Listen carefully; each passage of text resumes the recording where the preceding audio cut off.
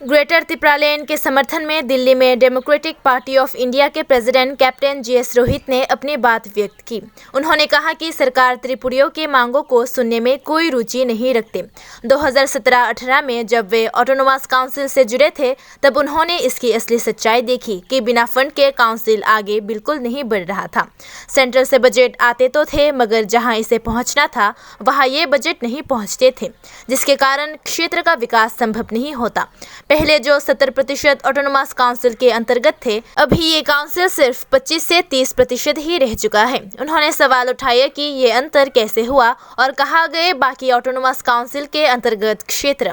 उन्होंने कहा कि भारत देश के संविधान प्रस्तावना में पहले ही लिखा हुआ होता है कि we the people of India, तो सरकार को भी बिना भेदभाव करते हुए उनकी आर्थिक सामाजिक समस्या को सुनते हुए त्रिपुरियों की आवाज सुननी चाहिए।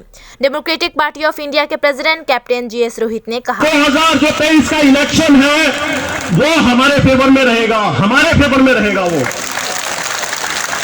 एक बाहर का आदमी आके वहां बस जाता है, उसकी क्या आइडेंटिटी है? यहां हमारी सरकारें बड़ी बड़ी बात कर लेती हैं कि हम जो बाहर के बांग्लादेशी आ जाते हैं उनको नहीं घुसने देंगे, हम उनके लिए नहीं करेंगे। अरे वहां पे तो त्रिपुरा में तो रिप्रेजेंटेशन है बांग्लादेशियों की,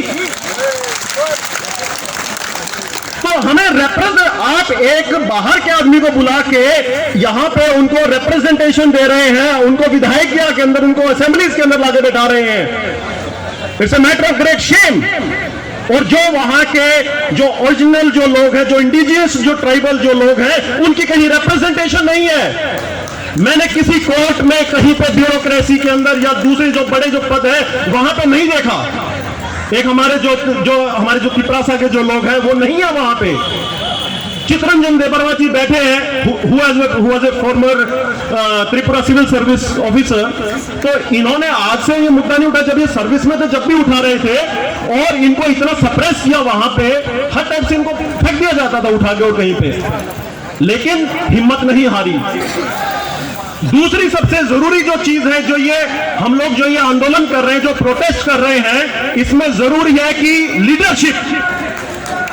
एंड आप सभी लोगों को प्राउड होना चाहिए कि आपके पास महाराज जैसी एक सेल्फलेस लीडरशिप है, महाराज जैसी सेल्फलेस लीडरशिप है। और उसके कदमों पे चलने वाले आपके पास त्रिपुरा मोथा और आईपीएफटी जैसे संगठन है। फूड प्रोसेसिंग यूनिट है कुछ वहां पे? कुछ भी नहीं है। एक 2 रुपए में पाइनएप्पल आपको मिल जाता है वहां पे।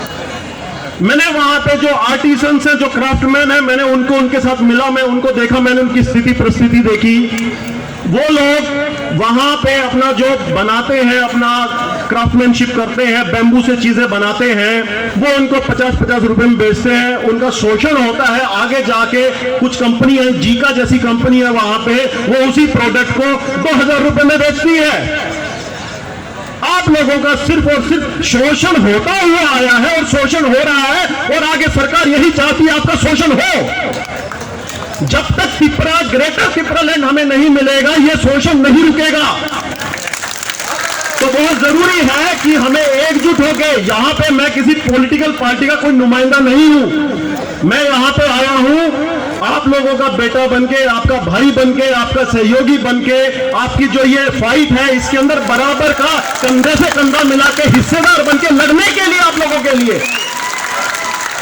और अगर रात को 12 बजे भी आवाज लगेगी कि भाई हमें आपकी जरूरत त्रिपुरा के अंदर है, तो मैं 12 बजे भी कुछ भी करूंगा, मैं त्रिपुरा की धरती पे पहुंचूंगा।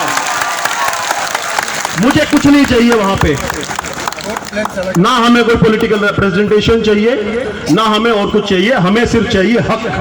क्योंकि मैंने पहले बोला, जितना हक आपका त्रिपुरा के अंदर है और जो डिमांड आपकी एक त्रिपुरालैंड, ग्रेटर त्रिपुरालैंड के लिए है, उतनी ही डिमांड और उतना ही हक मुझे भी है।